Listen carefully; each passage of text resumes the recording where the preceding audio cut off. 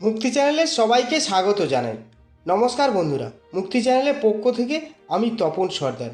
আজকের ভিডিওতে আমি আপনাদেরকে একটি প্রশ্নের উত্তর জানাবো। সেটি হলো একাদশী কে ছিলেন।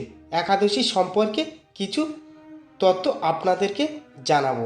মনোযোগ দিয়ে সম্পূর্ণ ভিডিওটি প্রথম থেকে শেষ পর্যন্ত শুনবেন, না হলে অসম্পূর্ণ আসল তথ্যটি আপনারা জানতে পারবেন না। শুরু করছি আজকের ভিডিও। একাদশী হিন্দু ধর্মের একটি গুরুত্বপূর্ণ তিথি, যা চন্দ্র মাসের কৃষ্ণ ও শুক্লাপক্ষের একাদশ দিনে উদযাপিত হয়। এটি মূলত বিষ্ণু ভক্তের জন্য বিশেষ গুরুত্বপূর্ণ উপবাসের দিন।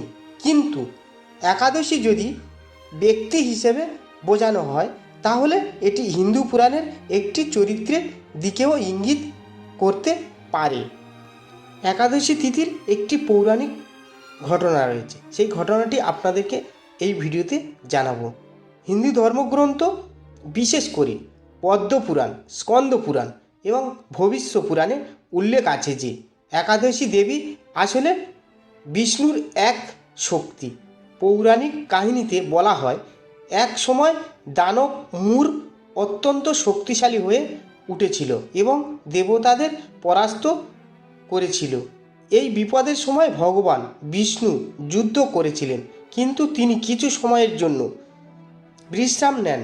তখন তার দেহ থেকে এক দীপ্তময়ী নারী জন্মগ্রহণ করেন, যিনি একাদশী দেবী নামে পরিচিত। তিনি মূর দানবকে একাই বধ করলেন। ফলে বিষ্ণু তাকে বর দেন যে এই তিথিতে যে কেউ উপবাস করবে তার সব পাপ নাশ হবে এবং সে বিষ্ণুর আশীর্বাদ পাবে। সেই থেকে একাদশী উপবাস প্রচলন শুরু হয়। সৃষ্টির আদিকালে এক শক্তিশালী অসুর ছিল, যার নাম ছিল মূর। সে ছিল মহাবলশালী ও দুষ্টু প্রকৃতির।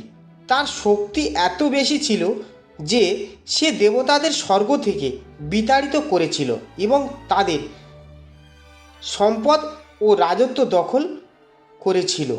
মূর অসুরের অত্যাচারে ইন্দ্র, ব্রহ্মা, চন্দ্র, সূর্য, বরুণ, যম, অগ্নি, বায়ু ও অন্যান্য দেবগণ চরম কষ্টে পতিত হন।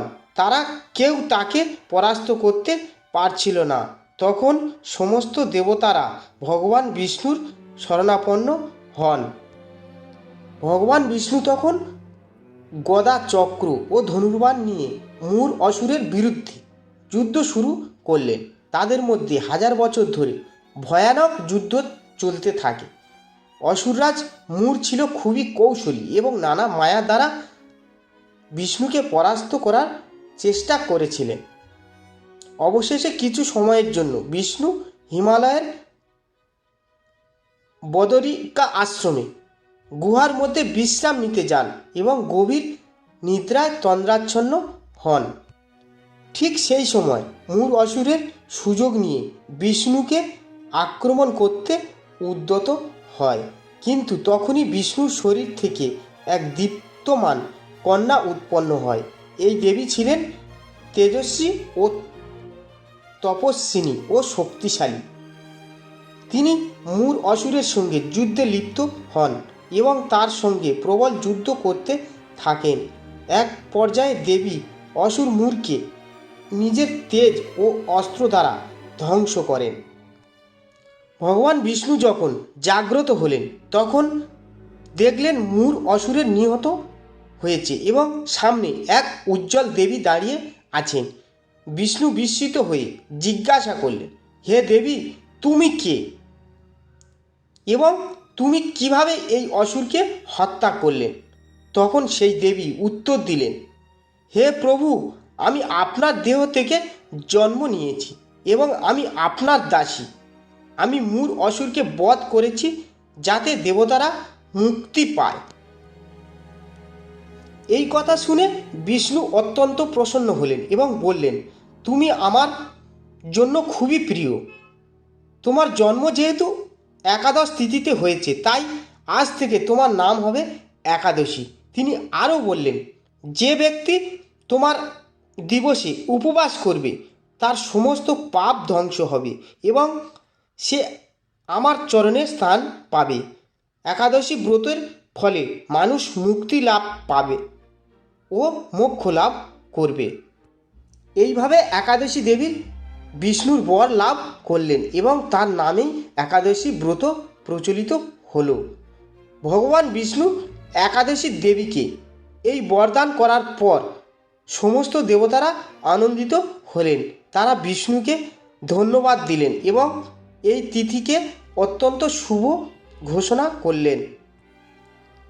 বিভিন্ন পুরাণ ও শাস্ত্রে একাদশী ব্রতের গুরুত্ব ব্যাখ্যা করা হয়েছে, যেমন পদ্মপুরাণ, স্কন্দ পুরাণ, ভবিষ্য পুরাণ এবং ব্রহ্মবৈবর্ত পুরাণে উল্লেখ আছে যে একাদশী ব্রত পালন করলে সমস্ত পাপ দূর হয়, একটি মন ও আত্মাকে পবিত্র করে এবং মোক্ষ লাভের পথ প্রশস্ত করে।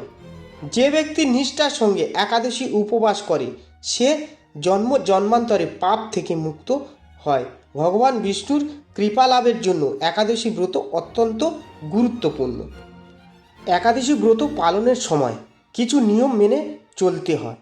1 নম্বর, শুদ্ধ চিত্তে উপবাস করা। এই দিনে নিরামিষ খাবার গ্রহণ করতে হয়।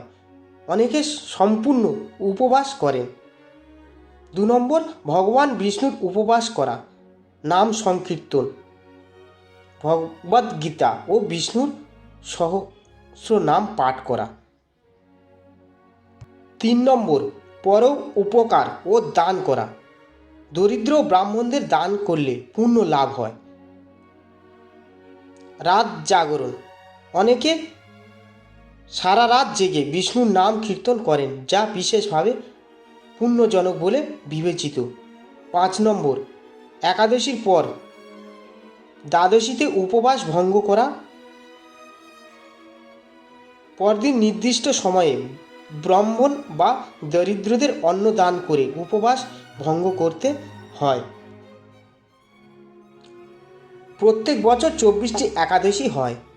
যে বছর অধিবর্ষ থাকে সেই বছরে 26টি একাদশী পালন করতে হয় এবং প্রতিটি একাদশীর আলাদা মাহাত্ম্য রয়েছে। উদাহরণস্বরূপ যেমন বলতে পারি নির্জলা একাদশী, এটি সবচেয়ে কঠিন উপবাস যেখানে জলও গ্রহণ করা যায় না। মোহিনী একাদশী, এটি মোহ ও বিগ্রহ থেকে মুক্তির জন্য পালন করা হয়। পাপমোচনী একাদশী, এটি পাপ থেকে মুক্তির জন্য পালন করা হয়। কামদা একাদশী, এটি কামনা পূরণের জন্য পালন করা হয়। উৎপন্না একাদশী, এটি একাদশী দেবীর জন্মতিথি হিসেবে পালন করা হয়।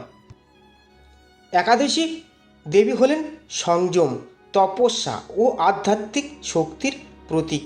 ভগবান বিষ্ণুর কৃপায় তিনি এক মহাশক্তি হিসেবে প্রতিষ্ঠিত হয়েছেন এবং তার নামই হিন্দু ধর্মে একাদশী ব্রতের প্রচলন রয়েছে। যে কেউ নিষ্ঠা ও ভক্তির সঙ্গে একাদশী পালন করে সে নিশ্চয়ই পাপ মুক্তি হয়ে বিষ্ণুর চরণে স্থান লাভ করে। একাদশী শুধু উপবাসের দিন নয়, এটি এক আধ্যাত্মিক অনুশাসন যা মন ও আত্মাকে শুদ্ধ করে এবং মুক্তির পথ সুগম করে। এইভাবে একাদশী দেবীর কাহিনী শুধু একটি পৌরাণিক গল্প নয়, এটি ধর্ম, সংযম ও আত্মশুদ্ধির এক মহান শিক্ষা। প্রিয় দর্শক বন্ধু, ভিডিওটি মন দিয়ে দেখার জন্য অনেক অনেক ধন্যবাদ। আমাদের এই ভিডিওটিকে একটি লাইক দিলে আর আমাদের এই ছোট্ট মুক্তি নামক চ্যানেলটিকে সাবস্ক্রাইব করে আমাদের সাপোর্ট করলে আমরা নতুন নতুন ভিডিও আপলোড করার প্রেরণা পাবো। আমাদের চ্যানেলটিকে সাপোর্ট করে আমাদের সাথে জুড়ে থাকুন এবং এরকম ভিডিও দেখতে থাকুন এবং ভিডিওটি ভালো লাগলে প্রচুর পরিমাণে শেয়ার করবেন, কমেন্ট করবেন, লাইক করবেন। ধন্যবাদ। হরে কৃষ্ণা, হরি বল।